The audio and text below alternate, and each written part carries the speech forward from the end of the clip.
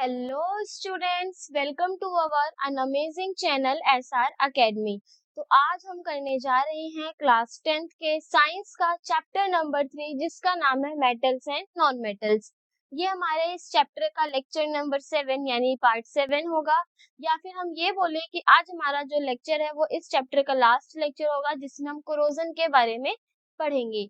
आज के लेक्चर से हमारा ये पूरा metal and non metal chapter finish होगा। वैसे तो ये आज का जो हमारा लेक्चर है वो प्रॉपर एक ही टॉपिक के ऊपर डिपेंड है, और ये जो हमारा टॉपिक है ये एनसीईआरटी में बहुत ही कम दे रखा है, लेकिन हमें अच्छे से डीपली से सब क्वेश्चंस को और सारे टॉपिक्स को पढ़ना है। तो हमेशा की तरह टॉपिक की शुरुआत करने से पहले हम अपने प्रीवियस लेक्चर के बारे में डिस्कस करेंगे। तो जो हमारा प्रीवियस लेक्चर था यानी लेक्चर नंबर 6, उसमें हमने किसके बारे में पढ़ा था?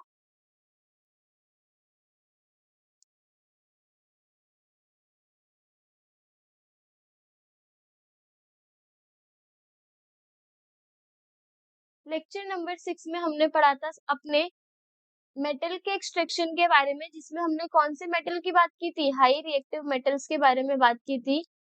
हाई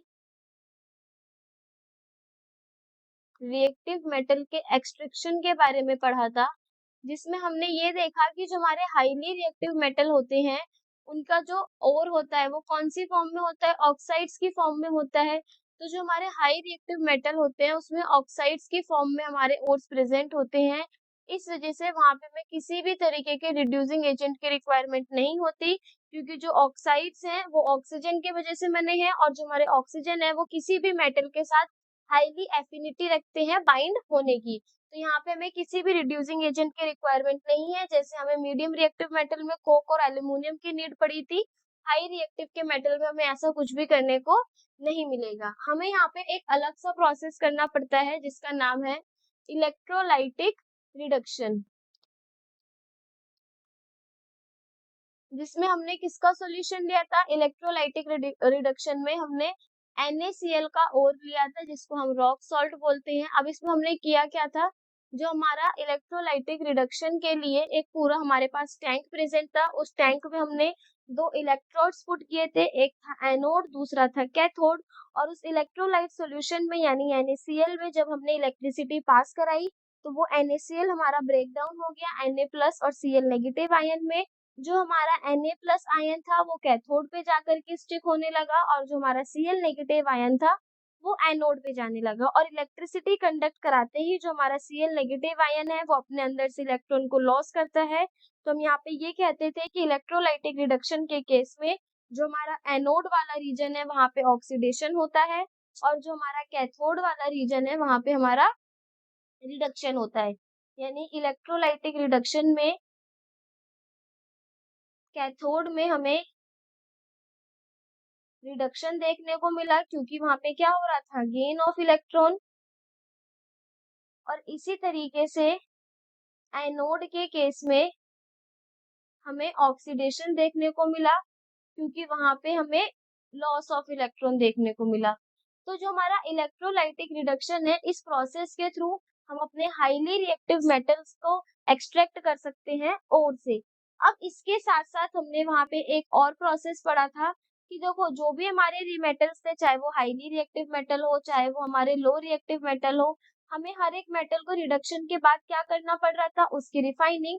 तो वहां पे हमने इलेक्ट्रोलाइटिक रिफाइनिंग के बारे में भी पढ़ा कि कैसे हम किसी भी मेटल की रिफाइनिंग करके उसमें की जितनी भी बची कुची इम्प्योरिटीज हैं उसको रिमूव आउट कर सकते हैं। अब यहाँ पे एक चीज और थी, इलेक्ट्रोलाइटिक रिफाइनिंग में हमारा जो कैथोड की तरह बिहेव कर रहा था वो प्योर कॉपर की स्ट्रिप थी,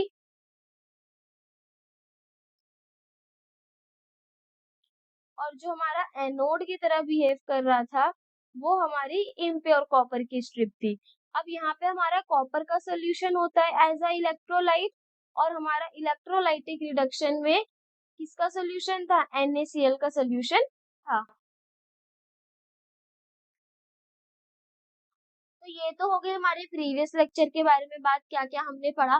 तो अब हम अपने आज के लेक्चर को शुरुआत करेंगे। जो हमारा मेन टॉपिक है उसको पढ़ेंगे, उससे रिलेटेड काफी सारे एग्जांपल्स को देखेंगे, और हमारा चैप्टर फिर आज यहीं पे फिनिश कर देंगे।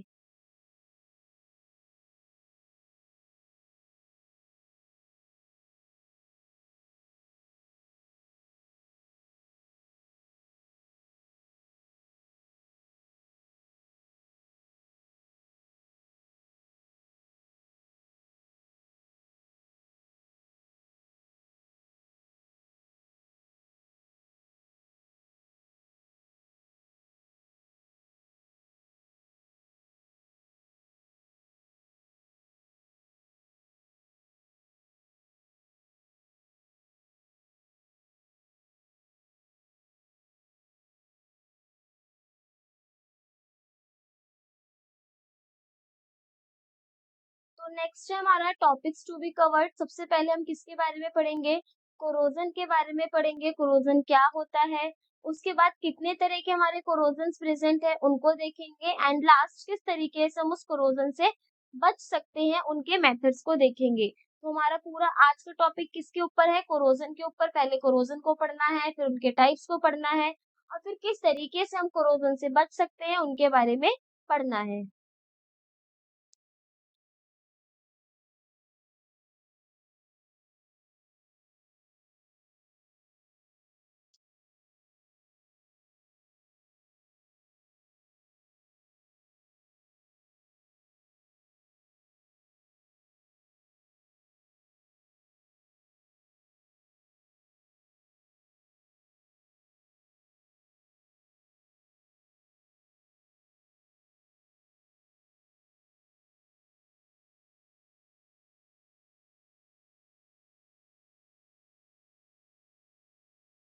नेक्स्ट हमारे पास सबसे पहला टॉपिक है कोरोजन। तो देखो कोरोजन के बारे में क्या बोला गया है। The surface of some metals get corroded when they are exposed to moisture for a long period of time, this is called corrosion. अगर मैं कोरोजन की एक और बेसिक से डेफिनेशन लिखूं तो वो कुछ इस तरीके से होगी। कोरोजन क्या है? ये एक हमारा सरफेस फिनोमिना है जिसमें जो हमारी मेटल की सरफेस होती है वो डिग्रेड होना स्टार्ट होती है, मतलब गलना स्टार्ट होती है। क्यों? क्योंकि जो भी हमारे बाहर ऑक्साइड सल्फाइड्स कार्बोनेट के ओर से होते हैं, कार्बोनेट्स होते हैं, वो आकर के उस पे डिपॉजिट होना शुरू कर देते हैं। जैसे अगर मैं यहाँ पे डायग्राम ड्रॉ करूँ, ये हो गया मेरा मेटल की सरफेस, यानी ये है मेरा मेटल। मेटल की सरफेस पे क्या होगा, हमारे बाहर की एटमॉस्फेरिक गैसेस आना स्टार्ट कर देंगी, और उस एटमॉस्फेरिक गैसेस की वजह से क्या होगा, हमारा जो मेटल है वो कोरोडेड यानी उसमें जंग लगना बोलो, या फिर वो डिग्रेडेशन वहां से खराब होना शुरू हो जाएगा। जैसे ये मेटल है, मेटल के बाहर हमारी काफी सारी एटमॉस्फेरिक गैसेस हैं। वो एटमॉस्फेरिक गैसेस क्या करेंगी,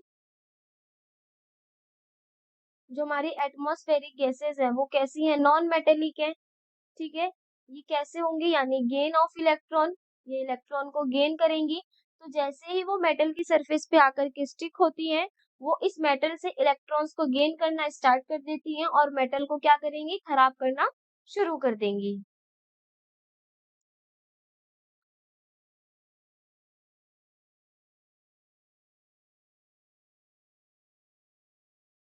और क्या हो रहा है, जैसे ही मेटल की सरफेस पे नॉन मेटेलिक आएंगे, वो अपने अंदर से क्या लॉस करना शुरू कर देंगे, इलेक्ट्रॉन को लॉस करना शुरू कर देंगे। तो कोरोडेड में बस यही प्रोसेस होता है कि जो हमारा मेटल का सरफेस है उसमें एटमॉस्फेरिक गैसेस आकर के स्टिक होने लगती हैं, क्योंकि एटमॉस्फेरिक गैसेस नॉन मेटेलिक है, तो वो इस मेटल से इलेक्ट्रॉन को गेन करेंगी और मेटल अपने अंदर से इलेक्ट्रॉन को लॉस करेगा, जिससे मेटल के अंदर हमें डिग्रेडेशन देखने को मिलेगी, मतलब मेटल जो है वो धीरे धीरे खराब होना शुरू कर देगा। यानी जो हमारा कोरोजन है वो क्या है, it is a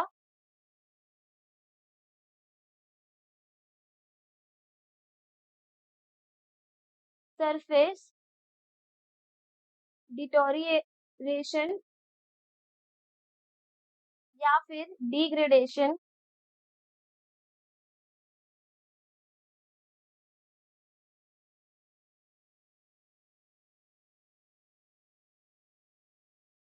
process of metals in विच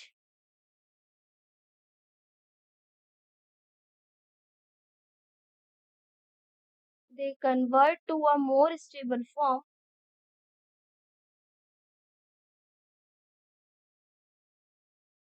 जिसमें ये हमारे मोर स्टेबल फॉर्म में कन्वर्ट होता हो जाते हैं। जैसे ऑक्साइड्स बन जाएंगे, सल्फाइड्स बन जाएंगे, कार्बोनेट्स बन जाएंगे,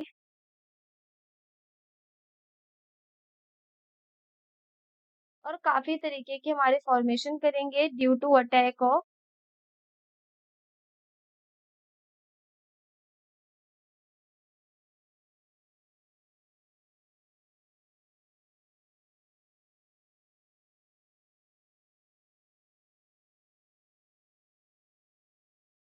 एटमॉस्फेरिक गैसेस। तो देखो यहाँ पे मैंने किसके बारे में बात की, कोरोजन के डेफिनेशन के बारे में, कि एक हमारा सरफेस का डिग्रेडेशन प्रोसेस है, यानी इसमें जो मेटल की सरफेस है वो धीरे-धीरे डिग्रेड होना स्टार्ट होगी, खराब होना स्टार्ट होगी, जिसकी वजह से जो हमारा मेटल है वो कन्वर्ट हो जाएगा एक स्टेबल फॉर्म, उसपे ऑक्साइड्स की लेयर बनना शुरू हो जाएंगी, सल्फाइड की लेयर आ जाएगी, कार्बोनेट्स की लेयर आ जाएगी। अब ये लेयर होंगी कैसे? हमारे जो एटमॉस्फेयर है उसमें वैरायटी ऑफ गैसेस प्रेजेंट है, उसमें ऑक्सीजन भी प्रेजेंट है, कार्बन डाइऑक्साइड भी, सल्फर डाइऑक्साइड भी। तो ये जो गैसेस होती हैं वो मेटल की सरफेस पे आती हैं, ऑक्साइड्स की लेयर बनाएंगी, सल्फाइड्स की लेयर बनाएंगी और कार्बोनेट्स की लेयर बनाएंगी, और इन्हीं लेयर की वजह से जो हमारे मेटल है वो गलना शुरू कर देते हैं, खराब होना शुरू हो जाता है उनके अंदर।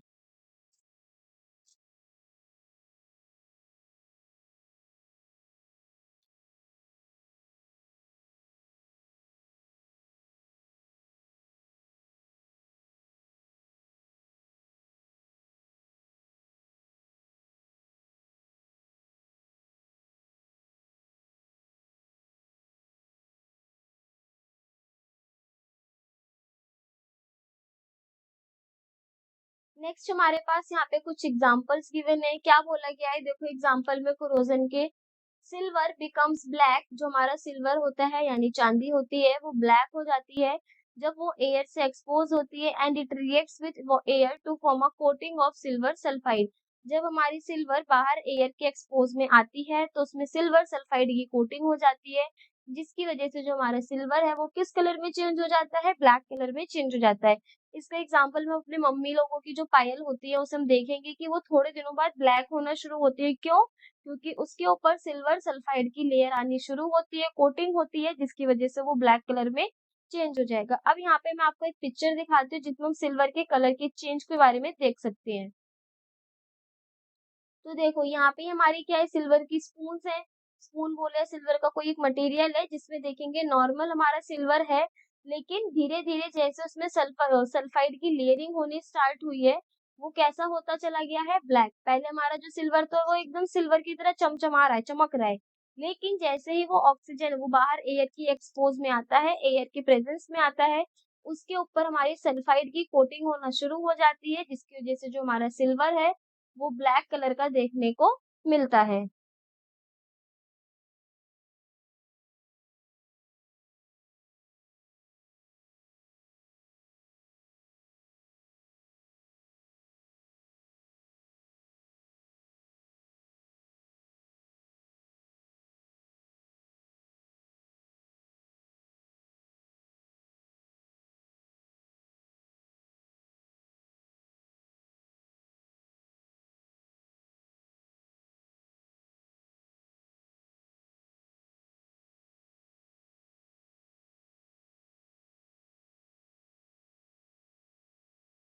सेकेंड एग्जांपल में हमारे पास गिवन है, copper reacts with moist carbon dioxide in the air and gains a green coat of copper carbonate. देखो अभी तो हम सिर्फ यहाँ पे खाली एक एक थ्योरेटिकल पढ़ रहे हैं कि सिल्वर जो है वो सल्फाइड की कोटिंग करके ब्लैक कलर में चेंज हो जाता है। अभी हम इनकी रिएक्शंस के बारे में भी डिस्कस करेंगे। पहले हम बेसिक बेसिक एग्जांपल लेंगे, देन इन एग्जांपल को हम डीपली समझेंगे। तो सबसे पहले हमारा हो गया सिल्वर का एग्जांपल। जो सेकंड एग्जांपल है उसमें बोला गया है जो हमारा कॉपर है, जब वो एयर के प्रेजेंस में आता है तो वो मॉइस्ट कार्बन डाइऑक्साइड के साथ रिएक्ट करता है, और मॉइस्ट कार्बन डाइऑक्साइड के साथ रिएक्ट करते ही जो उसका कलर है वो किस कलर में चेंज हो जाता है? ग्रीन कोट में चेंज हो जाता है, और वो ग्रीन कोट किसका है? वो है कॉपर कार्बोनेट का। अब एक चीज और, यहाँ पे कोरोजन के टॉपिक से मैं एक चीज और सिखाऊंगी। देखो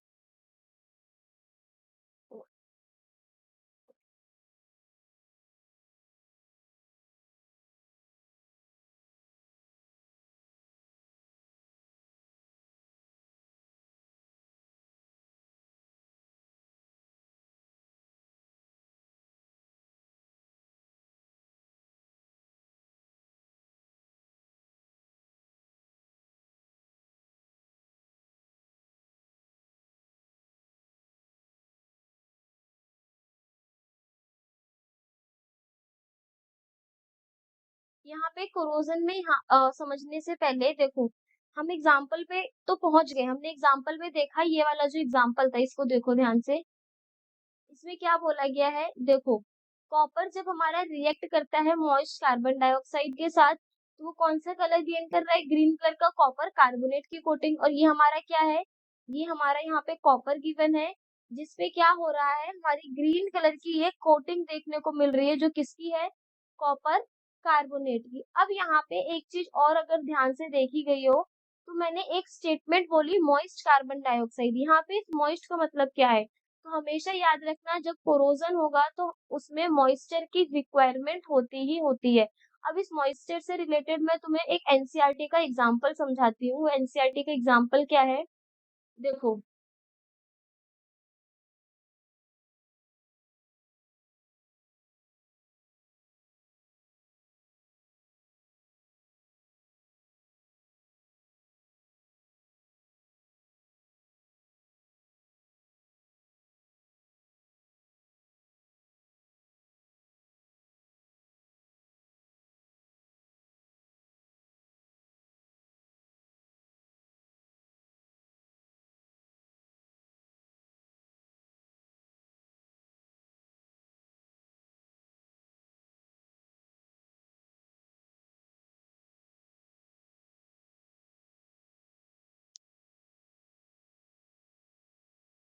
देखो यहाँ पे हमारे पास टोटल कितने टेस्ट ट्यूब प्रेजेंट है, यहाँ पे हमारे 3 टेस्ट ट्यूब प्रेजेंट है। एक है हमारे इसमें टेस्ट ट्यूब नंबर ए, एक है बी और एक है सी। अब मैंने क्या करा है, इन तीनों टेस्ट ट्यूब को ऊपर से बंद कर दिया है, यानी ये तीनों टेस्ट ट्यूब क्या है, ऊपर से बंद है कॉर्क की मदद से। अब इस तीनों टेस्ट ट्यूब में हम अलग अलग इन्वायरमेंट को रखेंगे। जैसे सबसे पहला जो है, यहाँ पे इस टेस्ट ट्यूब में वाटर फिल है और ऊपर यहाँ पे क्या प्रेजेंट है, एयर, और नीचे ये हो गया हमारा वाटर। अब इस एयर और वाटर के केस में हम क्या कर देंगे, इसमें हमने नेल्स रखी है। नेल्स यानी जो कील होती हैं, हमने उनको रख रखा है।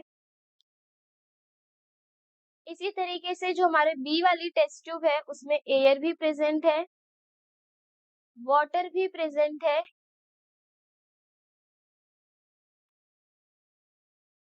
लेकिन हमने क्या करा है, इस एयर और वाटर के बीच में यहाँ पे हमने ऑयल को फिल करा है। यहाँ पे क्या आ गया, हमारा ऑयल आ गया। अब होगा क्या, अब जब हम इसके अंदर नेल्स को डालेंगे, यानी जो हमारी कीले हैं वो इस टेस्ट ट्यूब बी में प्रेजेंट है। अब नेक्स्ट है हमारा इसमें टेस्ट ट्यूब सी। सी के अंदर क्या कंडीशन देखने को मिलेगी,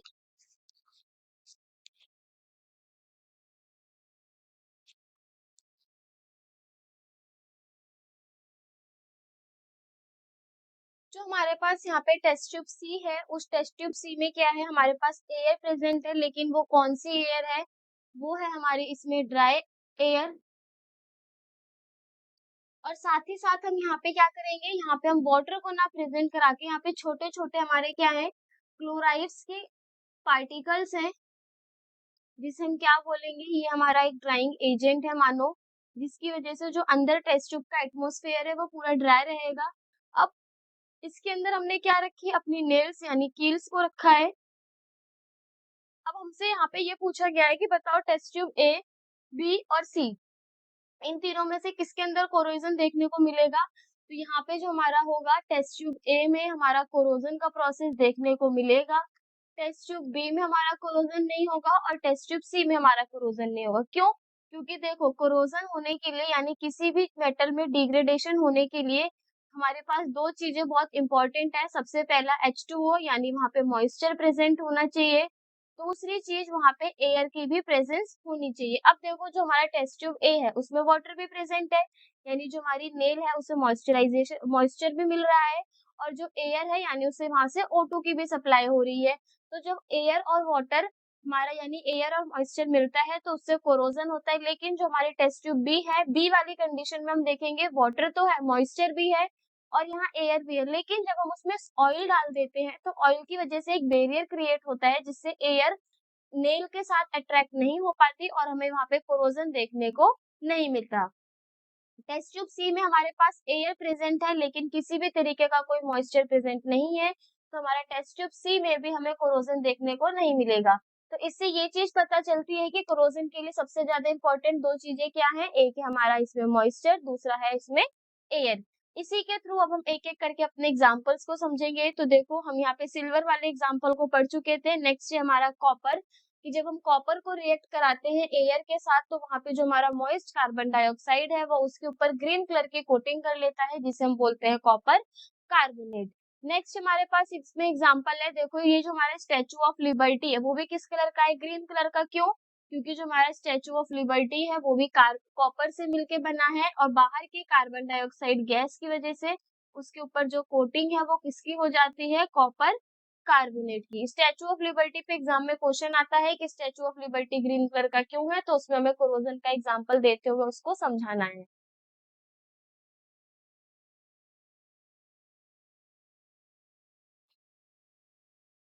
थर्ड एग्जांपल है हमारे पास इसी के अंदर, क्या बोला गया है इसमें, iron when exposed to moist air acquires a coating of brown flaky substance called rust. जो हमारा आयरन है वो जब एयर के साथ कांटेक्ट में आता है, यानी एयर के साथ वो मॉइस्ट एयर के साथ कांटेक्ट में आएगा तो उसके ऊपर ब्राउन कलर की एक फ्लैकी का सब्सटेंस की कोटिंग हो जाती है। फ्लैकी का मतलब ये है कि ये जो हमारा सब्सटेंस होगा अगर हम उसको प्रेशराइज करते हैं, उस पे प्रेशर लगाते हैं तो वो क्या होगा, वो हमारे मेटल से आसानी से डिग्रेड हो जाएगा, वहां से हट जाएगा और इसी को हम क्या बोलते हैं, रस्ट। और हिंदी में बोलते हैं इसको जंग लगना। यानी लोहे के ऊपर जो जंग लगता है वो किसकी वजह से लगता है, जो भी हमारी बाहर की एयर प्रेजेंट है वो उसके ऊपर ब्राउन कलर की फ्लाइकी सब्सटेंस बना लेता है जिसको हम बोलते हैं रस्ट। अब हम क्या करेंगे, इस रस्ट के पिक्चर को देखेंगे। तो सबसे पहले हमारे पास देखो ये पिक्चर गिवन है जिसमें जो हमारा लोहा है उसके ऊपर ये ब्राउन कलर का जो फ्लैकी सा सब्सटेंस है वो क्या है, वो है हमारी रस्ट। नेक्स्ट एग्जांपल है हमारे पास, यहाँ पे देखो और अच्छे से हमें रस्ट देखने को मिलेगा। ये हमारा क्या है, एक मेटल है, किसमें का, आयरन का। अब आयरन के मेटल में ये जो हमें ब्राउन कलर का चीजें दिख रही है, ये ब्राउन चीजें ही क्या है, ये है हमारी रस्ट जिसको हम क्या बोलते हैं, फ्लैकी सब्सटेंस।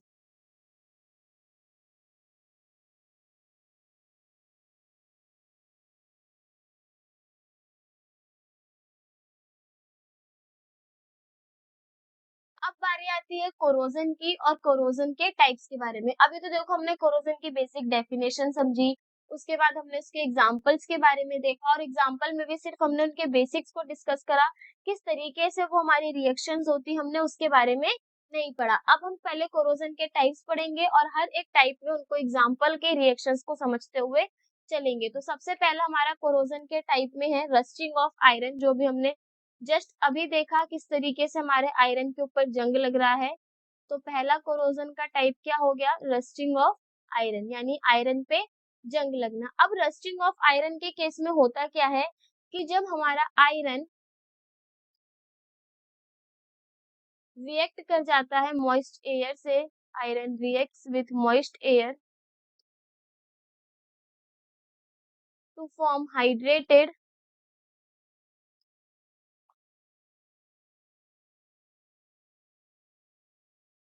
Ferric oxide.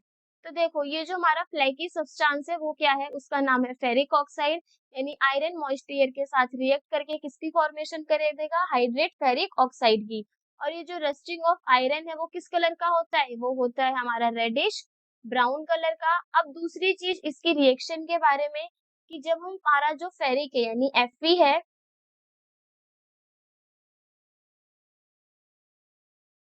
जो हमारा Fe है वो O2, एयर में ऑक्सीजन प्रेजेंट है उसके साथ रिएक्ट करता है, साथ ही साथ मॉइस्चर यानी H2O के साथ रिएक्ट करता है। तो जो हमारा सब्सटेंस है फेरस, जो हमारा Fe है वो किस फॉर्म में है, सॉलिड फॉर्म में, O2 हो गया हमारा गैसियस फॉर्म में, और जो हमारा H2 है वो भी गैसियस फॉर्म में होगा, तभी वो मॉइस्चर क्रिएट करेगा। इस दौरान जो हमारी रिएक्शन के से प्रोडक्ट बनेगा वो होता है Fe2O3 डॉट XH2O, जो किस फॉर्म में होगा, सॉलिड फॉर्म में होगा। और इसी Fe2O3 को हम क्या बोलते हैं, हाइड्रेटेड फेरिक ऑक्साइड। ये जो हाइड्रेटेड फेरिक ऑक्साइड है यही हमारी रस्ट है, यानी यही जंग है। इसी जंग को हम बोलते हैं कि ये कैसा होता है, फ्लैकी सब्सटेंस होता है, ब्रिटल होता है। फ्लैकी का मतलब हो गया कि ये हमारा उसकी सरफेस पे नॉन स्टिकी होगा, अगर हम किसी भी तरीके का कोई बाहर से प्रेशर या फोर्स लगाते हैं तो वो आसानी से मेटल से रिमूव हो जाएगा। तो यहाँ पे अगर हम रिएक्शन को बैलेंस करें तो ये हो जाएगा 4Fe प्लस 3O2 प्लस में XH2O के मॉलिक्यूल्स देंगे हमें twice of F2O3 plus dot XH2O molecule. यानी हमारा रस्टिंग ऑफ आयरन में क्या हो रहा है, आयरन ऑक्सीजन के साथ H2O के साथ कंबाइन होके हाइड्रेटेड फेरिक ऑक्साइड की फॉर्मेशन कर रहा है, और वही हाइड्रेटेड फेरिक ऑक्साइड हमारा रस्ट है जो नॉन स्टिकी होता है, मतलब मेटल की सरफेस पे जब स्टिक करता है उसमें प्रेशर या फोर्स लगाने पे वो आसानी से रिमूव हो जाएगा। ये हमारा ब्रिटल होता है, यानी अगर हम इस पे फोर्स अप्लाई करते हैं तो जो हमारा रस्ट निकलेगा वो एकदम पाउडर फॉर्म में टूट करके निकलता है।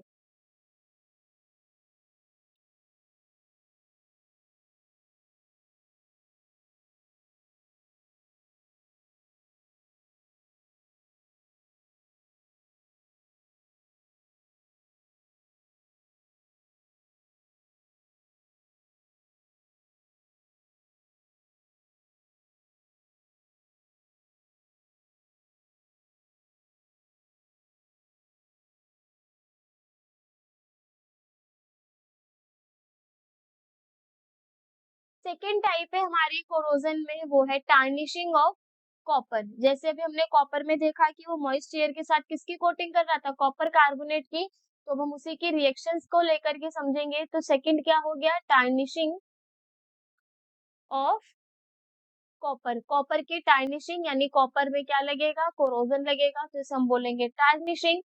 अब कॉपर की टार्निशिंग में होता क्या है, जो हमारा कॉपर है, copper reacts with moist carbon dioxide. हमारा जो कॉपर है वो मॉइस्ट कार्बन डाइऑक्साइड के साथ रिएक्ट कर लेता है,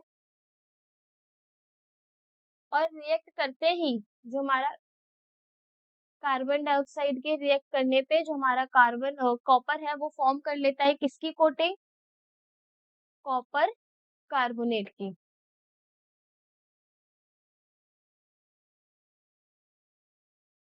अब अगर हम इसके रिएक्शन के बारे में बात करें तो देखो, जो हमारा कॉपर है Cu, वो बाहर क्या प्रेजेंट है, कार्बन डाइऑक्साइड और मॉइस्ट एयर यानी O2 और H2O के साथ मिल करके। अब हम इनकी पहले स्टेट के बारे में बात करते हैं। जो हमारा कॉपर हो गया उसकी स्टेट कैसी हो गई, सॉलिड। जो हमारा CO2 हो गया उसकी स्टेट हो गई गैसियस, ऑक्सीजन की भी स्टेट हो गई गैसियस, और H2 की भी स्टेट क्या हो गई, गैसियस। तो जो हमारा कॉपर है वो CO2 O2 और H2O के साथ मिल करके किसकी फॉर्मेशन करेगा, CuCO3 पॉइंट CuOH2।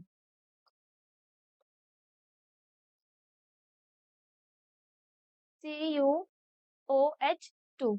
ठीक है, अब देखो ये जो हमारा CuCO3 पॉइंट CuOH2 है, ये क्या है, यही हमारा कॉपर कार्बोनेट है, कॉपर कार्बोनेट हाइड्रोक्साइड। इसका नाम क्या है, कॉपर कार्बोनेट हाइड्रोक्साइड। ये हमारा एक तरीके का बेसिक कॉपर कार्बोनेट होता है। और दूसरी चीज, इसी कॉपर कार्बोनेट हाइड्रोक्साइड को हम क्या बोलते हैं, पैटिना। यानी जैसे कार्बो आयरन के ऊपर अगर हमारा कोटिंग हो रही है फेरिक ऑक्साइड की, ये जो था हमारा रस्टिंग ऑफ आयरन में, अगर हमारे पास रस्ट लग रही है, हाइड्रेटेड फेरिक ऑक्साइड की फॉर्मेशन हो रही है, तो उसे हम रस्ट बोलते हैं। इसी तरीके से अगर हमारे पास टार्निशिंग ऑफ कॉपर होता है तो उसमें जो हमारा कॉपर कार्बोनेट हाइड्रोक्साइड बनेगा उसे हम बोलते हैं पैटिना। और ये जो पैटिना होता है ये हमारा स्टिकी सब्सटेंस होता है, यानी ये मेटल पे चिपका रहता है, और साथ ही साथ स्टिकी एंड नॉन ब्रिटल, यानी किसी भी तरीके की फोर्स लगाने पे ये हमारे मेटल को नहीं छोड़ता। और इसका कलर कैसा होता है, ये होता है ग्रीन इन कलर। और साथ ही साथ ये कैसी लेयर है, ये एक हमारी प्रोटेक्टिव लेयर है, जिसकी मदद से जो, अब मान लो हमारे पास एक कॉपर का सब्सटेंस है, उसके ऊपर हमारी कॉपर कार्बोनेट की लेयर बन गई। अब ये स्टिकी है, ये उससे चिपकी रहेगी, किसी भी तरीके की फोर्स लगाने पर वो उस मेटल के सरफेस को नहीं छोड़ेगी। और अगर वो मेटल के सरफेस को नहीं छोड़ती तो मतलब जो अंदर हमारा कॉपर प्रेजेंट है वो क्या है, सेफ। तो इस तरीके से जो हमारी पैटिना है वो एक प्रोटेक्टिव लेयर का काम करती है। अब बारी आती है हमारी केमिकल रिएक्शन की। तो यहाँ पे हम देखेंगे कि twice of Cu plus CO2 plus O2 और H2O मिलके हमें क्या दे रहे हैं, CuCO3 CuOH2। तो ये हो गई टार्निशिंग ऑफ कॉपर की बात, किस तरीके से हमारे कॉपर के अंदर टार्निशिंग देखने को मिलती है और वो किस कलर की होती है और उसका नाम क्या है।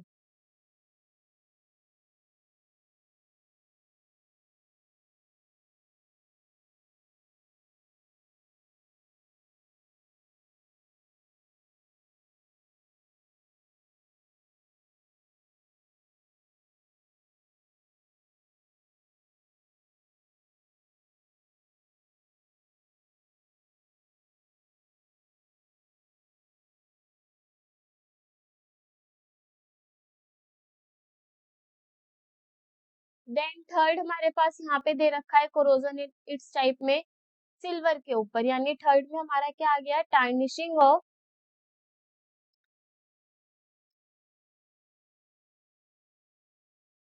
सिल्वर। अब हम क्या करेंगे, सिल्वर के अंदर टार्निशिंग देखेंगे, जैसे हमारा कॉपर के ऊपर था उसी तरीके से सिल्वर में भी देखने को मिलेगा। तो जो हमारा सिल्वर है वो क्या करता है, वो रिएक्ट कर जाता है हाइड्रोजन सल्फाइड के साथ विथ हाइड्रोजन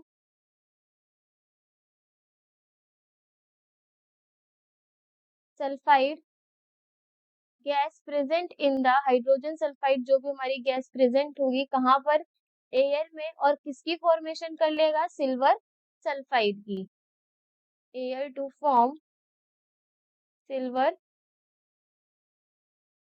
सल्फाइड। अब देखो होगा क्या, जो हमारा Ag है वो इन्वायरमेंट में किसके साथ, H2S हाइड्रोजन सल्फाइड साथ ही साथ O2 इनके साथ रिएक्ट करता है, और रिएक्ट करने पर क्या मिलेगा हमें, यहाँ पे जो हमारा सब्सटेंस बनेगा वो होगा Ag2S साथ ही साथ में ट्वाइस ऑफ H2O। अब देखो यहाँ पे हम क्या करेंगे, इनके स्टेट के बारे में देखें तो जो हमारा Ag है वो सॉलिड स्टेट में है, H2S हमारा गैसियस स्टेट में है, ऑक्सीजन हमारा गैसियस स्टेट में है, इसी तरीके से सिल्वर सल्फाइड हमारा सॉलिड स्टेट होगा, और जो हमारा H2 है वो क्या होगा, गैसियस स्टेट। बैलेंसिंग करने पर ये हो जाएगा 4Ag plus twice of H2S gives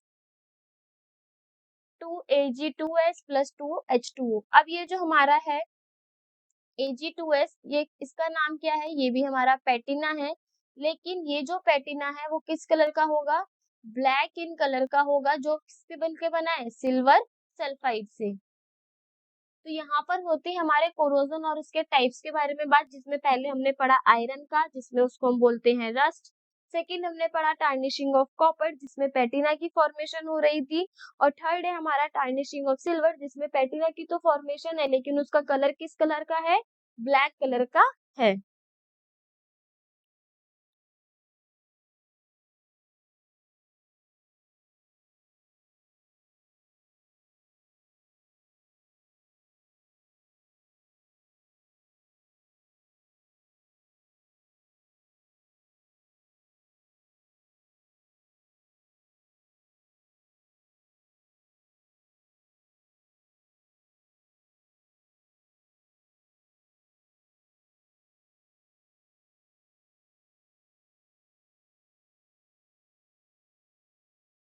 next topic है हमारा इसमें प्रोज ऑफ कोरोजन। प्रोज का मतलब क्या होता है, प्रोज का मतलब होता है पॉजिटिव व्यू, कि क्या क्या हमारे पॉजिटिव चीजें हैं जो कोरोजन की वजह से हो रही हैं, कोरोजन से क्या बेनिफिट है।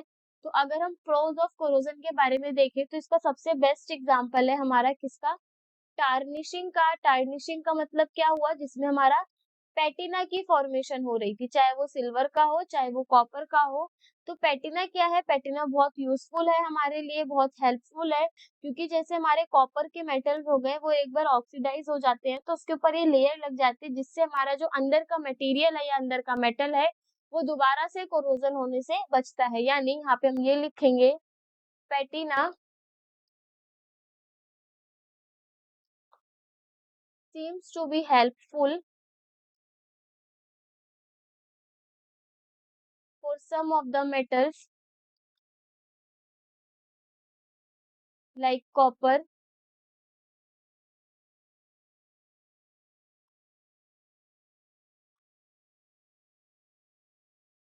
which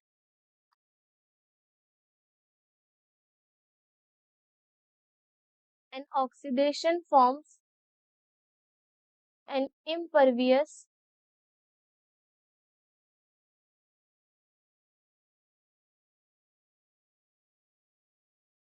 protective layer जो कैसी है, अनरिएक्टिव प्रोटेक्टिव लेयर है that protects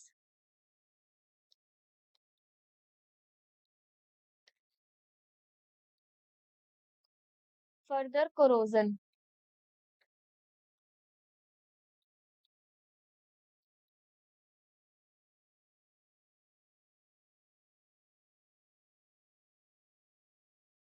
यहाँ पे किसकी बात की जा रही है, टार्निशिंग ऑफ मेटल की।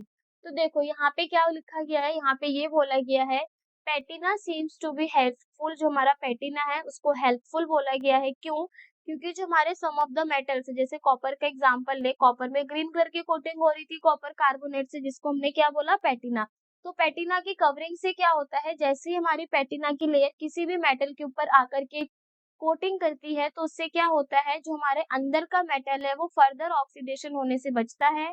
यानी which an oxidation form an impervious protective layer, यानी जो कॉपर है वो ऑक्सीडेशन की मदद से उसके ऊपर एक प्रोटेक्टिव लेयर बनाती है।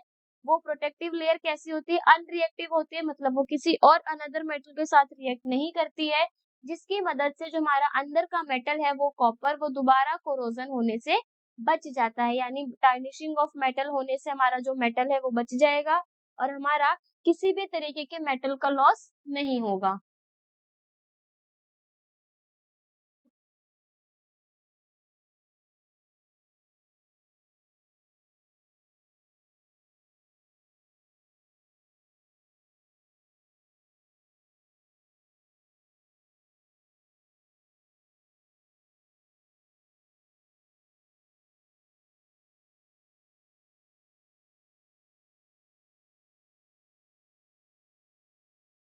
नेक्स्ट है हमारे पास इसमें कॉन्स ऑफ कोरोजन। कॉन्स का मतलब क्या है, कॉन्स का मतलब है, देखो अभी हमने पॉजिटिव व्यू के बारे में बात की, अब हम देखेंगे कि क्या क्या हमारे कोरोजन के नेगेटिव व्यू हो सकते हैं, किस तरीके से हमारा कोरोजन हमारे लिए हेल्पफुल नहीं हो सकता। यहाँ पे हम किसके बारे में बात करेंगे, नेगेटिव व्यू ऑफ कोरोजन। तो नेगेटिव व्यू ऑफ कोरोजन में सबसे पहले ये है, देखो हमारा आयरन सबसे बेस्ट एग्जाम्पल है। रस्ट क्या है, जंग लगता है हमारे लोहे में। अगर हमारे लोहे में जंग लगा है, हम उसको फ्लैकी सब्सटेंस है, उसको एक बार प्रेशर करके या फोर्स लगा के उसमें से हटा भी देते हैं, तो कुछ टाइम के बाद उसमें दोबारा जंग लग जाता है। तो इससे क्या होगा, अगर वो हमारा ऊपर का रस्ट हट जाता है तो मेटल फिर से फ्री हो जाता है कि उसमें दोबारा से आके जंग लगे। ऐसे ही जंग लगते लगते हमारा एक टाइम के बाद जो वो आयरन मेटल है वो पूरा खत्म हो जाता है। यानी कोरोजन का नेगेटिव व्यू क्या है कि कभी कभी जो हमारा कोरोजन है वो मेटल को ही खत्म कर देता है। तो यहाँ पे हमारा सबसे बेस्ट एग्जांपल किसका हो गया, रस्ट का। तो यहाँ पे ये लिखेंगे, रस्ट कैसा सब्सटेंस है, rust is a flaky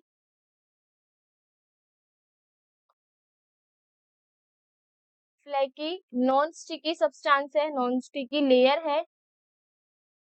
that is very brittle, जो बहुत ज्यादा ब्रिटल है यानी आसानी से टूट जाता है। That is very brittle and peels of, और उसे हम आसानी से पील कर सकते हैं, यानी छील कर भी। जैसे अगर किसी भी आयरन के ऊपर हमारा जंग लग रहा है तो हम उसको, देखा होगा, हम आसानी से अपने हाथ से भी कभी कभी रिमूव कर सकते हैं। इससे क्या होगा, इट देन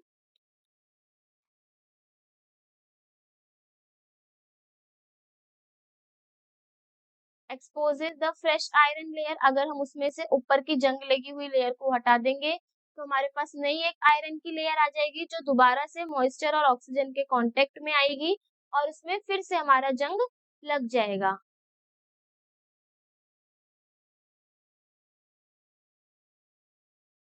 और अगर यही हमारा कंटिन्यूअसली साइकिल चलती रहेगी तो एक टाइम के बाद जो हमारा मेटल है वो पूरा ब्रेक डाउन हो जाएगा और खत्म हो जाएगा। यानी दिस कंटिन्यूअस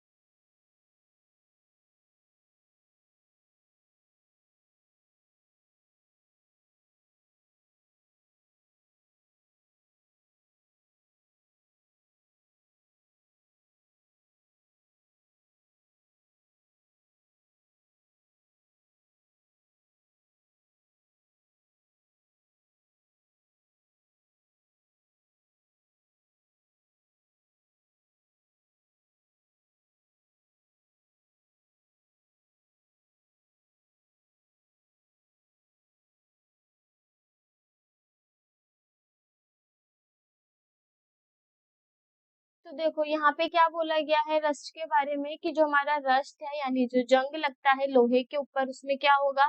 रस्ट कैसा सब्सटेंस है, एक फ्लैकी नॉन स्टिकी लेयर है जो किसके ऊपर प्रेजेंट होती है, आयरन के ऊपर। ये बहुत ज्यादा ब्रिटल होती है यानी आसानी से टूट जाती है।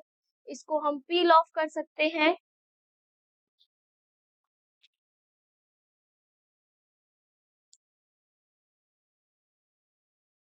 अब उसमें से अगर हमारा ये जो रस्ट है वो फ्लेकी लेयर हट जाएगी तो क्या होगा, हमारे पास नया आयरन का मटेरियल आ जाएगा।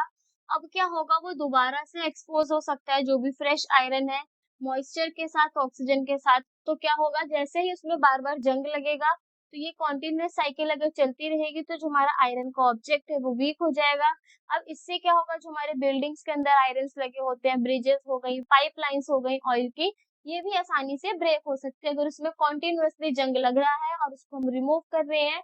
तो इस दौरान हमारे जो आयरन के चीजें, आयरन के सब्सटेंस, आयरन के मॉलिक्यूल्स होते हैं, आयरन के जो ऑब्जेक्ट्स होते हैं वो क्या होने लगते हैं, वीक होने लगते हैं।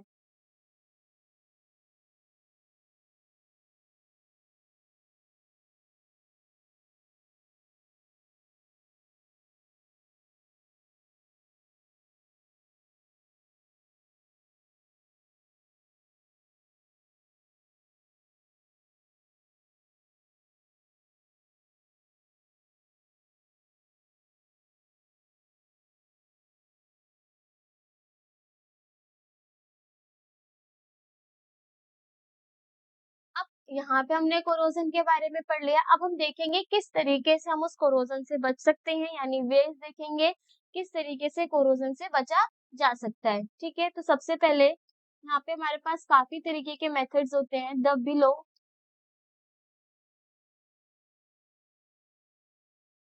methods are used to prevent rusting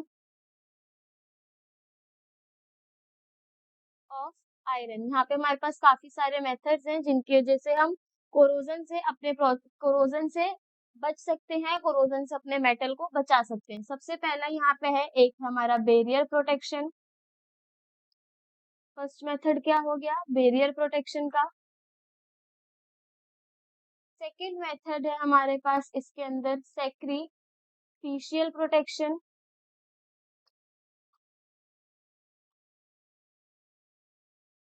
third हमारे पास है इसके अंदर एलोइंग। तो हमारे पास टोटल कितने मेथड हो गए, बैरियर प्रोटेक्शन हो गया, सैक्रिफिशियल प्रोटेक्शन हो गया और एलोइंग हो गया। तो अब हम एक एक करके इन तीनों मेथड्स के बारे में पढ़ेंगे कि तीनों मेथड में हम किस तरीके से कोरोजन से अपने मेटल को बचा सकते हैं।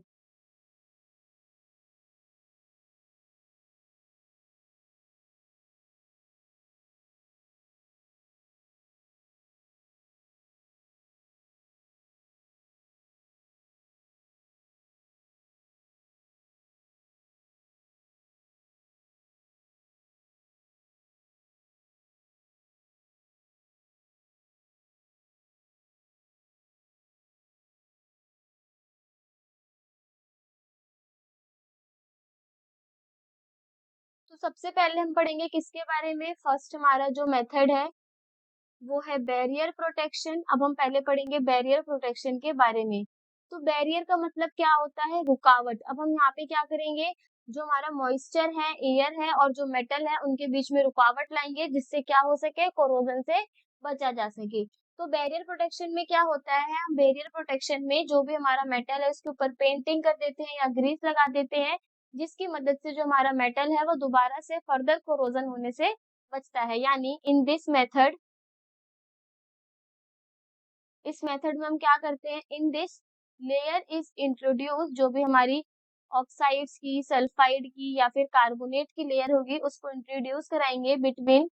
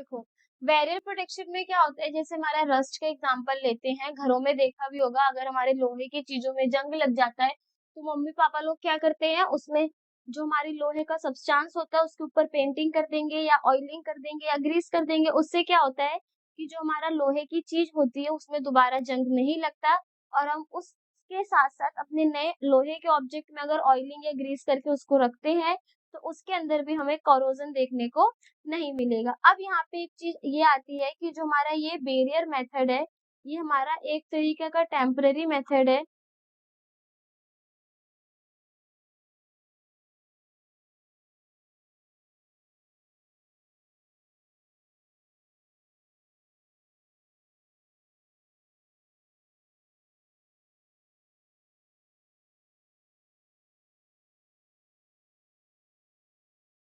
बैरियर प्रोटेक्शन हमारा टेम्पररी मेथड क्यों है, क्योंकि देखो पेंटिंग भी हम करते हैं किसी भी मेटल के सरफेस पे तो वो एक टाइम के बाद रिमूव हो जाती है, यानी हम उस पर दोबारा पेंटिंग कर सकते हैं। इस वजह से जो हमारा बैरियर प्रोटेक्शन है वो एक टेम्पररी मेथड है। इसमें हम पेंटिंग, ऑयलिंग और ग्रीसिंग के थ्रू अपने मेटल को कोरोजन से बचा सकते हैं। तो ये हो गया हमारा वे ऑफ प्रिवेंट प्रोटेक्शन वो कोरोजन में फर्स्ट मेथड। अब हम यहाँ पे सेकेंड मेथड के बारे में पढ़ेंगे, वो है सैक्रिफिशियल प्रोटेक्शन।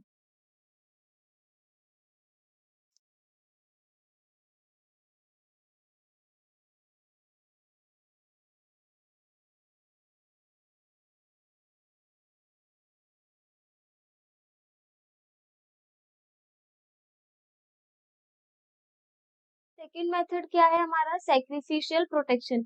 अब इस सैक्रिफिशियल प्रोटेक्शन में क्या होगा, देखो इसमें हम क्या करते हैं, in this is a layer of more reactive metal is placed on a less reactive.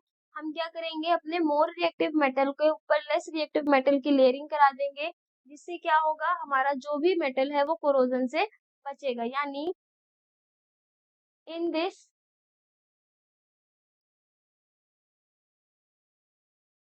a layer of more reactive metal is placed on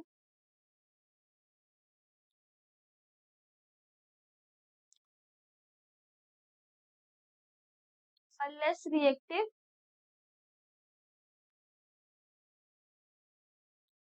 जिसकी वजह से जो हमारा मोर रिएक्टिव होगा वो प्रिवेंट करेगा, बचाएगा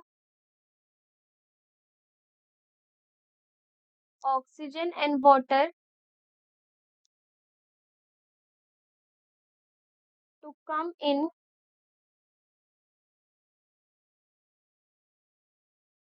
contact with iron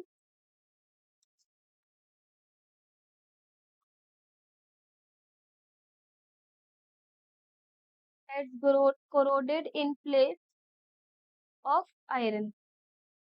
अब साथ ही साथ देखो, और इस वे को हम क्या बोलते हैं, on such way is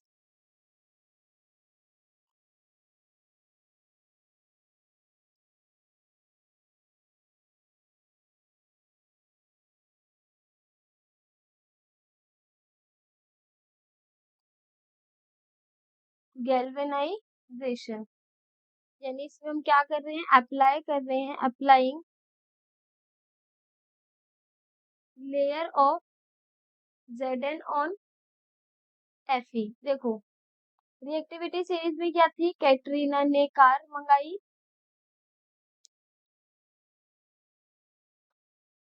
ALZn Ferrari, हमने सिर्फ यहीं पे रिएक्टिविटी सीरीज लिखी है। सैक्रिफिशियल प्रोटेक्शन में होता क्या है, इसमें हम क्या करते हैं, लेयरिंग कर देते हैं मोर रिएक्टिव मेटल को लेस रिएक्टिव मेटल के ऊपर। मोर रिएक्टिव मेटल को जब हम लेस रिएक्टिव मेटल के ऊपर लगाते हैं तो इससे क्या होता है, वो उस मेटल को ऑक्सीजन और वाटर से रिएक्ट और ऑक्सीजन और वाटर के साथ रिएक्ट होने से बचाता है, जिससे हमारा जो आयरन है वो दोबारा से कोरोडेड ना हो सके, उस पे जंग ना लग सके।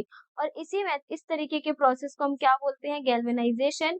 यानी गैल्वेनाइजेशन में हम क्या करते हैं, Zn की कोटिंग कर देते हैं Fe के ऊपर। अब हम यहाँ देखेंगे रिएक्टिविटी सीरीज में कि जो हमारा Zn है वो Fe से ऊपर है, इस वजह से Zn क्या होगा, Fe के कंपैरिजन में ज्यादा रिएक्टिव होगा, और जो हमारा Fe है वो लेस रिएक्टिव होगा। अब जो हमारा ये गैल्वेनाइजेशन के प्रोसेस से हमारे आयरन शीट्स बनती है, तो ये जो हमारी यूज कहाँ की जाती है, इसका जो आंसर है, जो हमारी गैल्वेनाइजेशन की आयरन शीट्स होती है उनका यूज किया जाता है बकेट्स बनाने में, जो हमारी बाल्टियां होती हैं उनको बनाने में, ड्रम्स को बनाने में, और जो हमारे शेड्स होते हैं, शेड क्या होते हैं, जो हमारे घरों के ऊपर लगे होते हैं, उन सबको बनाने में कौन से मेथड से यूज शीट की जाती है, गैल्वेनाइजेशन से। जो भी हमारी आयरन की शीट बनेगी हम उसका यूज करेंगे।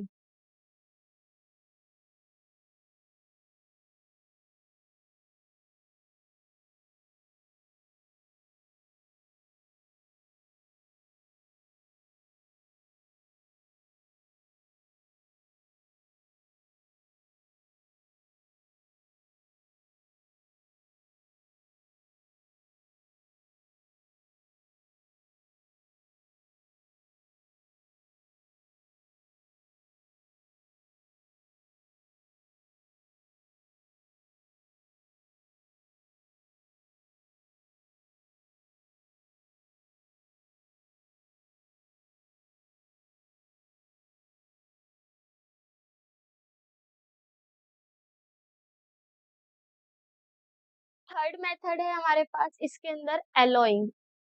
एलॉइंग मेथड से भी हम अपने मेटल को कोरोजन होने से बचा सकते हैं। तो देखो एलॉइंग में क्या होगा, एलॉइंग में ये होगा कि हम दो या दो से ज्यादा मेटल्स को छोटे छोटे अमाउंट्स में नॉन मेटल्स के साथ मिक्स करके जो भी सब्सटेंस बनाएंगे उससे क्या होगा, वो कोरोजन होने से बचेगा। यानी इन एलॉइंग, एलॉइंग के केस में क्या होगा, टू और मोर देन टू मेटल्स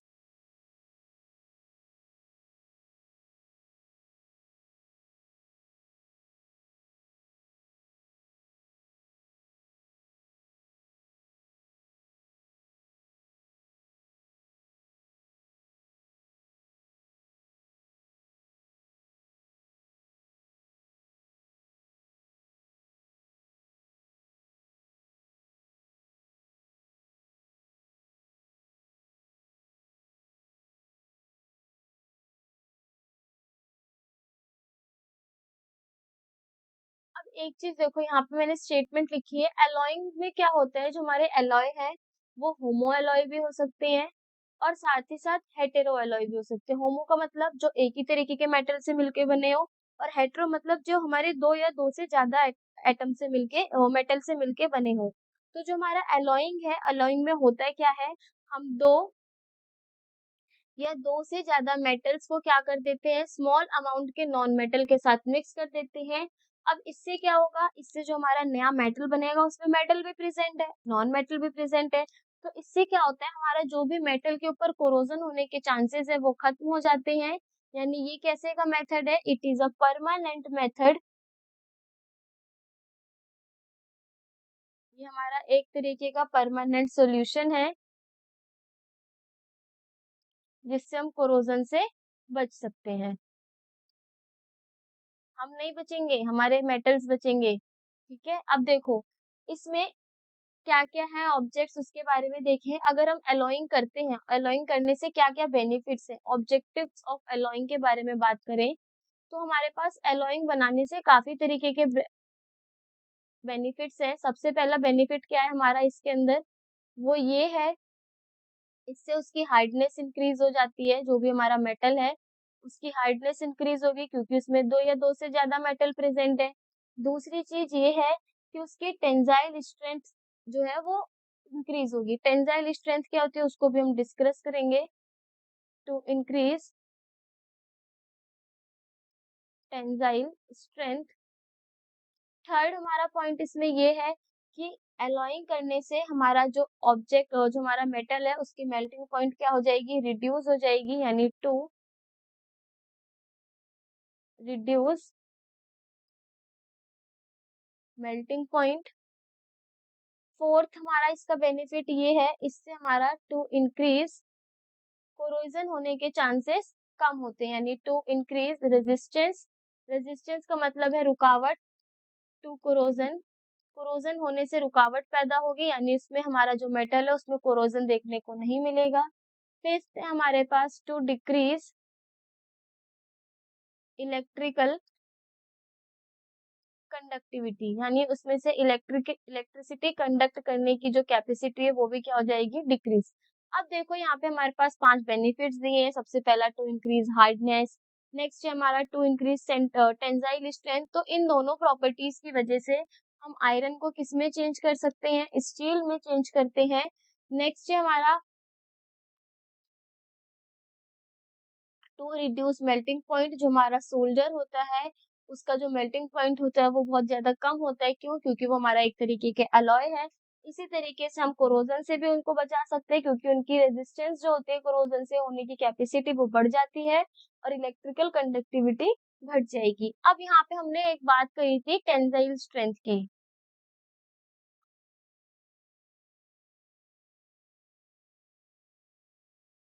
तो टेंसाइल स्ट्रेंथ होता क्या है?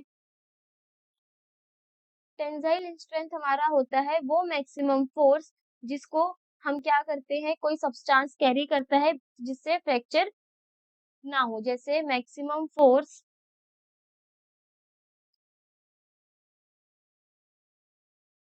या फिर जिसको हम बोलते हैं टेंसाइल फोर्स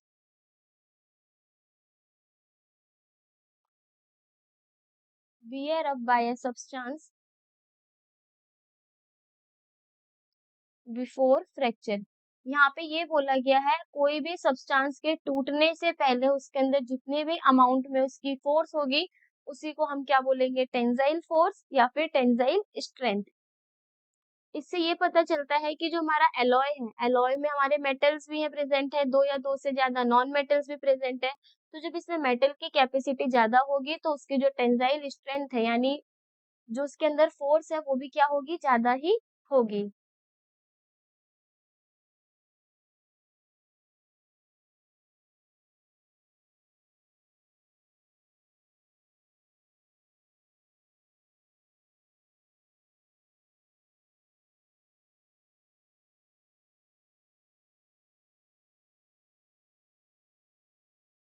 अब हमारे पास यहाँ पे एक स्टेनलेस स्टील का एग्जांपल है। देखो जो हमारी स्टेनलेस स्टील आती है जिसको आज के टाइम पे एज अ हम घर पे डेकोरेशन के लिए ग्रिल्स में लगवाते हैं, तो वो जो स्टेनलेस स्टील होती है उसमें क्या क्या प्रेजेंट होता है, वो किस चीज का एलॉय है। तो हमारा जो स्टेनलेस स्टील है इसमें आयरन भी प्रेजेंट होता है, क्रोमियम भी प्रेजेंट होता है और साथ ही साथ इसमें हमें निकेल को भी देखने को मिलता है। यानी जो हमारा स्टेनलेस स्टील है उसमें तीन तरीके के मेटल प्रेजेंट होते हैं। पहला है आयरन, दूसरा है क्रोमियम और तीसरा है निकल। अब ये जो स्टेनलेस स्टील है ये क्या है, नॉट प्रोन टू रस्टिंग, मतलब इसके अंदर हमारे रस्टिंग देखने को नहीं मिलेगी।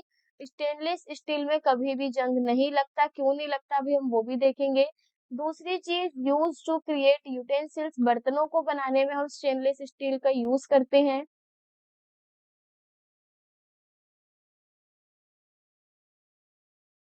अब देखो जो हमारा स्टेनलेस स्टील है उसमें क्या क्या प्रेजेंट है, तीन चीजें प्रेजेंट है, आयरन, क्रोमियम और निकल। तो क्रोमियम क्यों प्रेजेंट है, क्रोमियम का मेन जो प्रॉपर्टी वो ये है कि ये ही वो सब्सटेंस है जो हमारी स्टेनलेस स्टील को कोरोजन होने से बचाएगा। साथ ही साथ ये हमारा इसमें किसी तरीके का कोई स्टेन ना लगे उससे भी बचाता है, प्रिवेंट्स फ्रॉम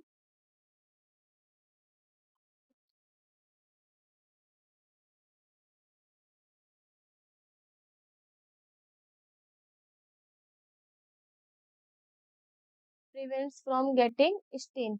नेक्स्ट है हमारे पास इसमें निकल। निकल का यूज इसलिए किया जाता है क्योंकि निकल की वजह से हमारा जो भी है स्टेनलेस स्टील है उसमें क्या प्रोवाइड होती है, हार्डनेस प्रोवाइड होती है, यानी इसी की वजह से हमारा स्टेनलेस स्टील हार्ड देखने को मिलता है। अब यहाँ पे मैं कुछ और एलॉयज के बारे में बात करूंगी। जैसे मेरा फर्स्ट हो गया मरकरी का जो एलॉय होता है, यानी the alloys of mercury with any other material। हम एलॉय जो हमारा मरकरी का एलॉय है अगर हम उसे किसी अनदर मटेरियल मटेरियल के साथ मिक्स करते हैं तो उसे हम क्या बोलते हैं, अमलगम बोलते हैं, इज कॉल्ड अमलगम। अब इस अमलगम का यूज कहाँ है, जो हमारा दो तरीके के अमलगम होते हैं, एक होता है डेंटल अमलगम, यानी जो हमारी दांतों में कभी कभी गैप हो जाता है, कीड़े लग जाते हैं, तो वहां पे हम डॉक्टर से जो फिलिंग करवाते हैं उसे बोलते हैं डेंटल अमलगम।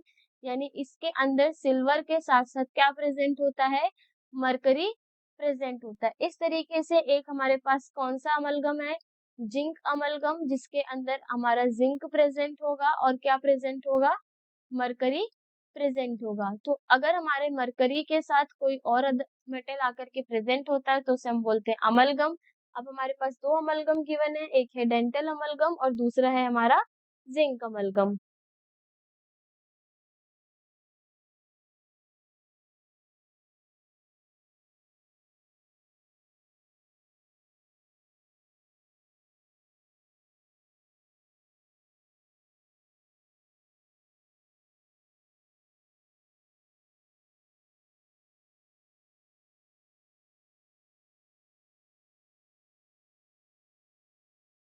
तो यहाँ पे हमने कोरोजन के काफी सारे वेज देख लिए थ्योरेटिकल। अब हम यहाँ पे पिक्चर्स के थ्रू देखेंगे। तो देखो, प्रिवेंशन ऑफ कोरोजन में हमने देखा कि हम किसी भी तरीके के आयरन में रस्ट को कैसे रस्ट होने से बचाएंगे। आयरन में अगर रस्टिंग लगती है तो उसको प्रिवेंट किया जा सकता है, उस पे पेंटिंग करके, ऑयलिंग करके, ग्रीसिंग करके, गैल्वेनाइजिंग करके, क्रोम की प्लेटिंग कर देंगे, एनोडाइजिंग कर देंगे या उनका एलॉय बना देंगे। तो सबसे पहले जो हमारे यहाँ पे पिक्चर गिवन है, इसमें क्या किया जा रहा है, इसमें हमारा जो भी हमारा आयरन का मेटल है उस पे हम ग्रीसिंग कर रहे हैं, जिससे क्या होगा, वो रस्ट से बचेगा। इसी तरीके से सेकेंड पिक्चर में हम क्या कर रहे हैं, अपने आयरन की जो भी शीट है उस पे पेंटिंग कर रहे हैं ताकि उसे किससे बचाया जा सके, कोरोजन से बचाया जा सके।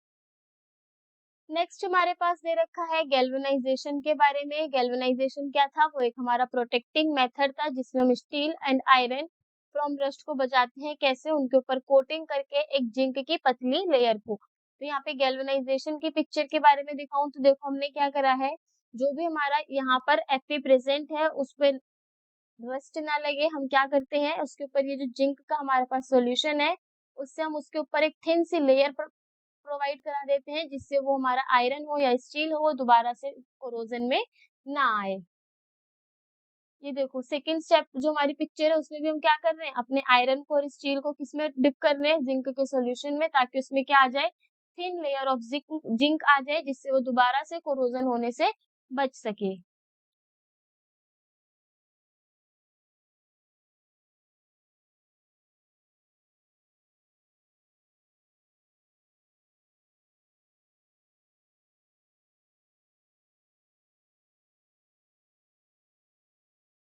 नेक्स्ट हमारे पास यहाँ पे अलॉय के बारे में दे रखा है। अलॉय क्या है, अलॉय हमारा एक होमोजीनियस मिक्सचर होता है जिसमें दो या दो से ज्यादा मेटल्स क्या करते हैं, नॉन मेटल के साथ मिक्स हो जाते हैं। जैसे एग्जांपल में हो गया हमारा ब्रॉन्ज, ब्रास, नाइक्रोम और निकल। तो सबसे पहले जो हमारे पास यहाँ पिक्चर गिवन है वो है ब्रॉन्ज की, देन हमारे पास ये ब्रास प्रेजेंट है और लास्ट हमारे पास ये क्या है, निक्रोम। तो कोरोजन के लिए हमारे पास कितने तरीके के अलॉय यहाँ पे गिवन है, फर्स्ट हो गया ब्रॉन्ज,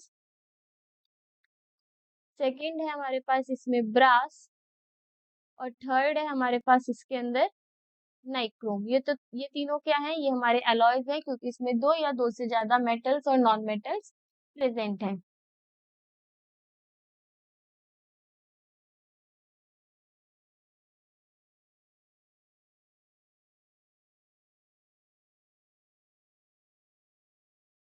नेक्स्ट में हमारे पास एग्जांपल्स दे रखे हैं अलॉय के। सबसे पहला है आयरन।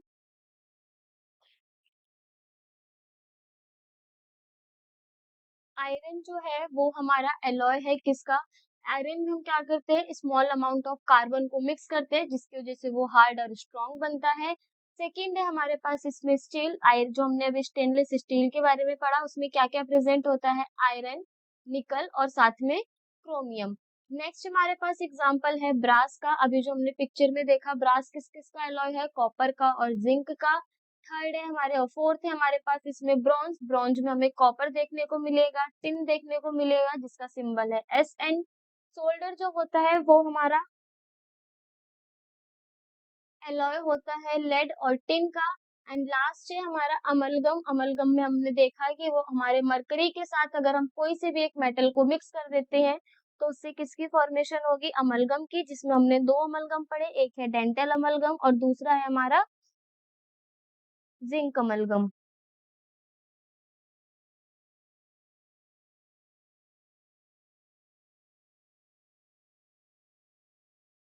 अब यहाँ पे तो होता है हमारा चैप्टर फिनिश पूरा, लेकिन चैप्टर को फिनिश करते हुए यहाँ पे मैं कुछ की पॉइंट्स के बारे में बताऊंगी जो हमारे पास एनसीईआरटी में गिवन है, और इसमें से कभी कभार एमसीक्यू से रिलेटेड क्वेश्चंस पूछे जाते हैं। तो सबसे पहले हम यहाँ पे एक्वारीजिया के बारे में पढ़ेंगे कि एक्वारीजिया क्या है, एक्वारीजिया के फंक्शन के बारे में पढ़ेंगे और उसके कॉम्पोजिशन के बारे में पढ़ेंगे।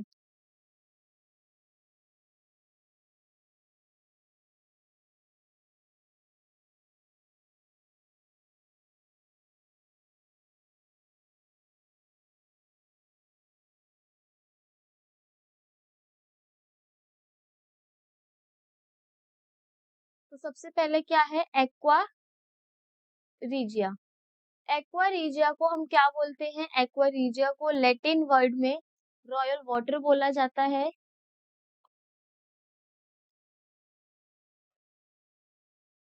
ये जो हमारा एक्वारीजिया है ये मिक्सचर होता है किसका, mixture of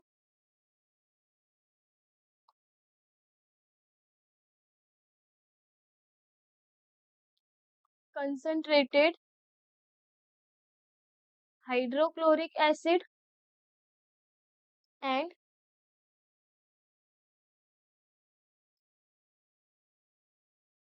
concentrated nitric acid. ये क्या है, ये मिक्सचर है हाइड्रोक्लोरिक एसिड और नाइट्रिक एसिड का, लेकिन वो कैसे है, कंसंट्रेटेड अमाउंट में है, और इनका जो रेशियो होता है वो होता है 3:1 की कॉम्पोजिशन में प्रेजेंट होते हैं।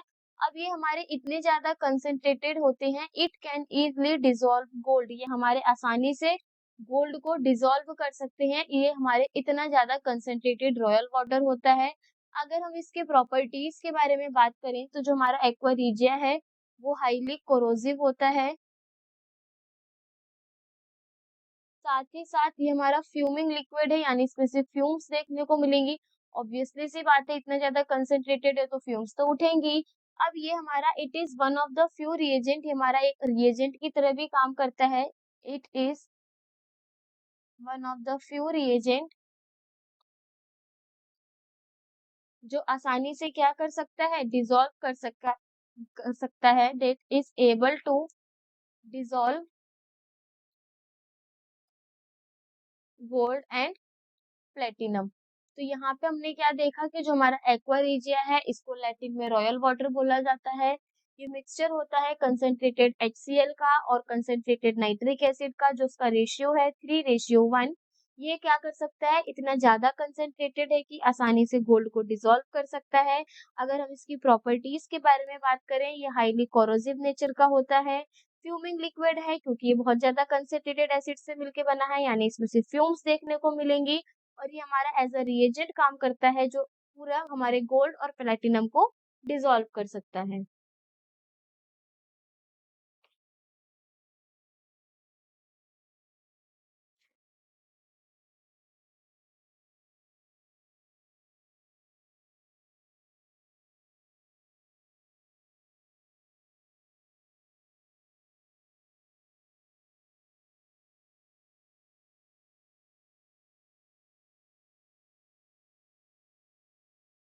नेक्स्ट हमारे पास इसमें प्रेजेंट है गोल्ड के बारे में। तो देखो प्योर गोल्ड के बारे में अगर हम बात करें,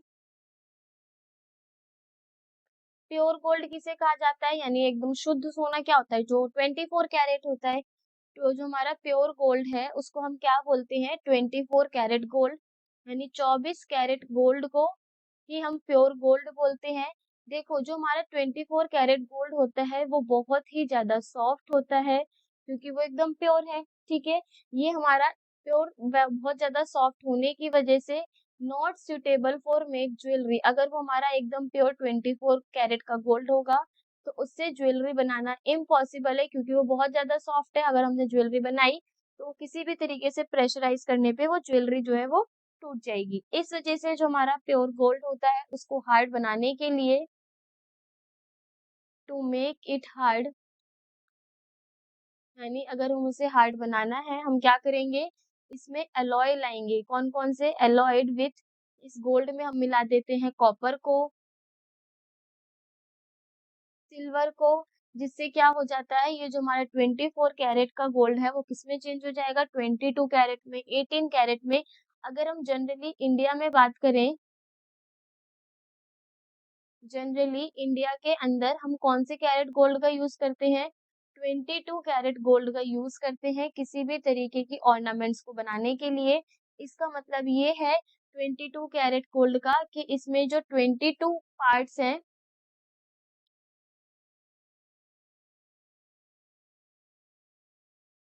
वो किसके हैं, प्योर गोल्ड के,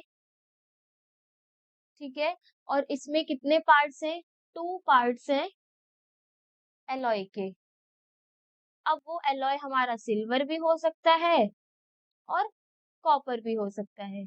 तो यहाँ पे ये गोल्ड की कहानी बताई गई है कि जो प्योर गोल्ड होता है उसको हम 24 कैरेट गोल्ड बोलते हैं।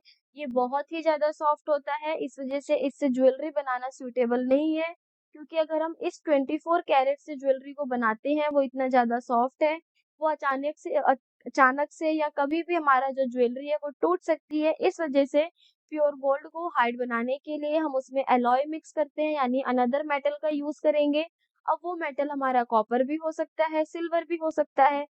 जो जनरली हमारे इंडिया में गोल्ड का यूज किया जाता है वो 22 कैरेट गोल्ड का यूज होता है। इसका मतलब ये है कि उसमें 22 प्योर गोल्ड प्रेजेंट होगा और जो 2 पार्ट होगा उसमें हमारे एलॉय प्रेजेंट होंगे।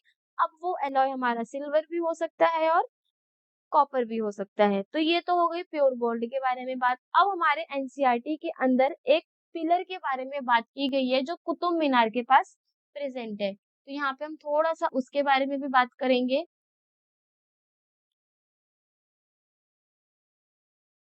Iron pillar eight Qutub Minar.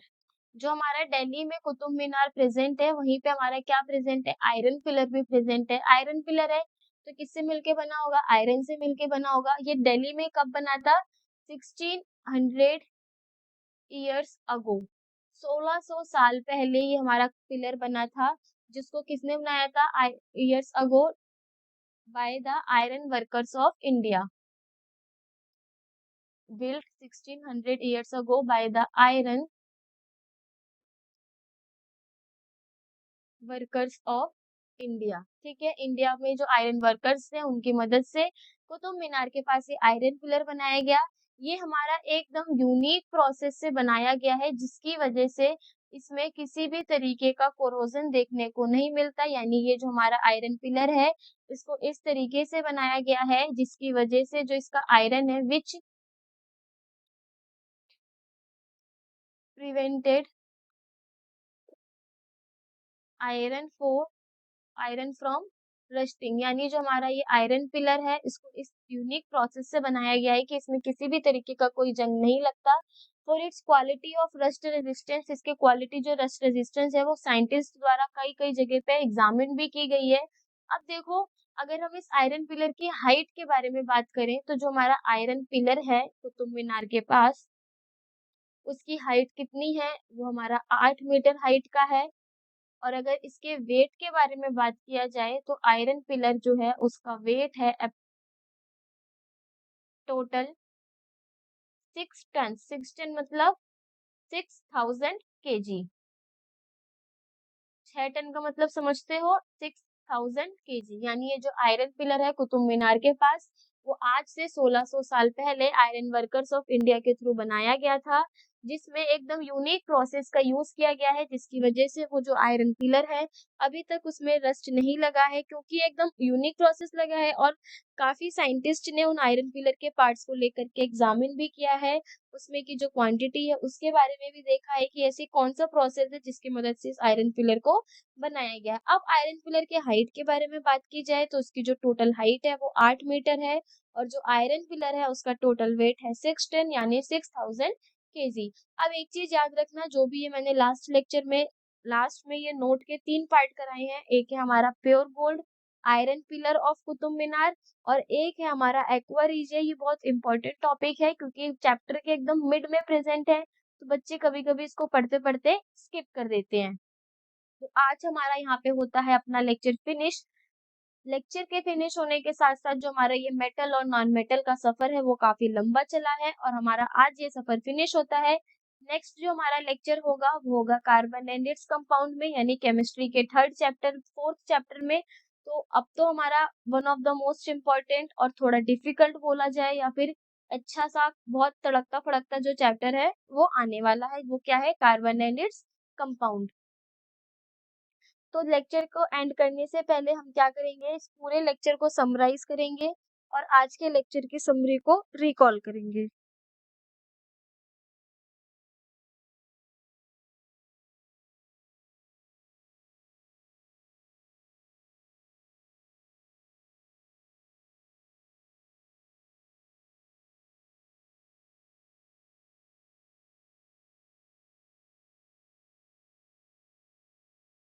तो आज के लेक्चर की समरी में सबसे पहले हमने कोरोजन के बारे में पढ़ा, जिसमें हमने देखा कि कोरोजन होने के लिए क्या क्या सिचुएशन इंपॉर्टेंट है। सबसे पहला मॉइस्चर, और दूसरा है हमारे पास उसमें एयर। ठीक है, मॉइस्चर और एयर की मदद से हमारा क्या होता है, कोरोजन होता है।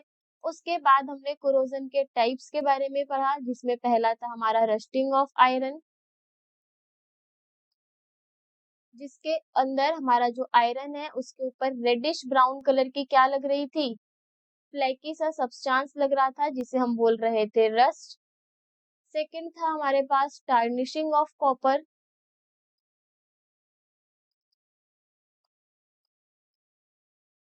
टार्निशिंग ऑफ कॉपर में क्या था, हमारे पास कॉपर कार्बोनेट का फॉर्मेशन हो रहा था, जो किस कलर का था, हमारा ग्रीन कलर का सब्सटेंस था, जिसको हम क्या बोल रहे थे, पैटिना। और इसी तरीके से हमारा एक था टार्निशिंग ऑफ सिल्वर,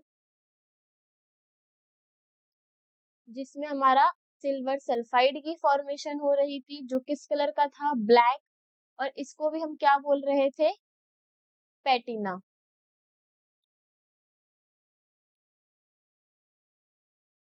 इसी के साथ साथ हमने क्या देखा कि जो हमारा पैटिना वाला पोर्शन है वो हमारा कोरोजन का पॉजिटिव व्यू है, और जो रस्ट है वो कैसा व्यू है, एक नेगेटिव व्यू है। क्यों? क्योंकि इससे हमारे आयरन में काफी तरीके की वीकनेस देखने को मिली कि हमारा जो आयरन है वो खराब हो जाता है। अब उसके बाद प्रिवेंशन ऑफ कोरोजन में हमने देखा कि हमारे पास 3 मेथड प्रेजेंट है। सबसे पहला जो था हमारा बेरियर मेथड, जिसमें हम क्या करते हैं, पेंटिंग करते हैं या फिर ग्रीसिंग करते हैं।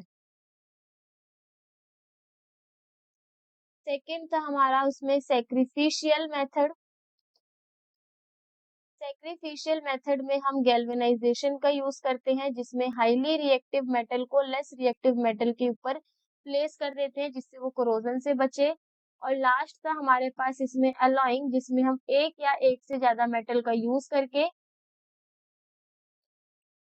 अपने मेटल को या फिर आयरन को रस्ट से बचाते हैं। अब जो हमारा ये एलॉय हो गया, सेक्रीफाइजल, यानी इन सब चीजों के पढ़ने के साथ हमने यहाँ पे अनदर कुछ टॉपिक्स पढ़े।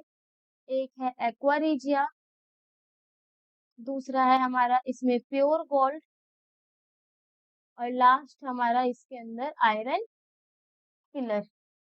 तो यहाँ पे होता है हमारा आज का चैप्टर एकदम कंप्लीट, एकदम खुशी के साथ हम यहाँ पे अपने लेक्चर को फिनिश करते हैं और मिलेंगे अपने next lecture carbon and its compound में, जिसमें हम कार्बन की फैमिली के साथ परिचित होंगे और उनके प्रॉपर्टीज और उनके रूल्स के बारे में पढ़ेंगे।